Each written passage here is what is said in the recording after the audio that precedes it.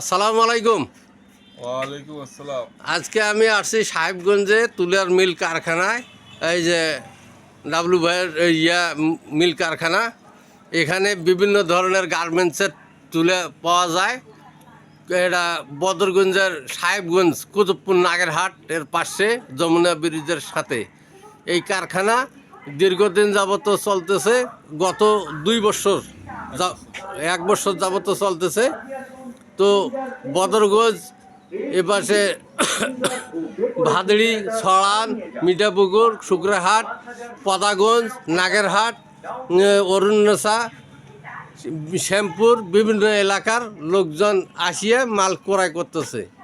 তো আপনার এখানে 3 থেকে 4 প্রকারের কটন তৈরি হচ্ছে, তাই না? তুলা 5-7 প্রকার।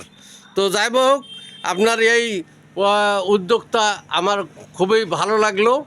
এটা এই এলাকার গরিব মেহনতি মানুষের আবাসন কেন্দ্রের একটা তোষক দেওয়ার জন্য সহজলভ্য অল্প টাকায় আপনি যে ব্যবস্থা নিয়েছেন, এটা আপনাকে ধন্যবাদ জানাচ্ছি।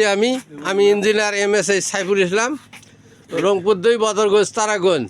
আমি যারা উদ্যোক্তা তাদেরকে আমি সবসময় উৎসাহ দিয়ে থাকি এবং সহযোগিতা করে থাকি প্রচারণায়, যাতে আমার কুতুবপুর নাগেরহাট উন্নত হয়। এই জন্য এই এলাকার সকল মেহনতি মানুষ এনার কাছ থেকে স্বল্প মূল্যে এই তুলা সংগ্রহ করিয়া জাজিম, খাট, লেপ, তোষক তৈরি করিয়া এখান থেকে বিক্রি করে দেওয়া হয়।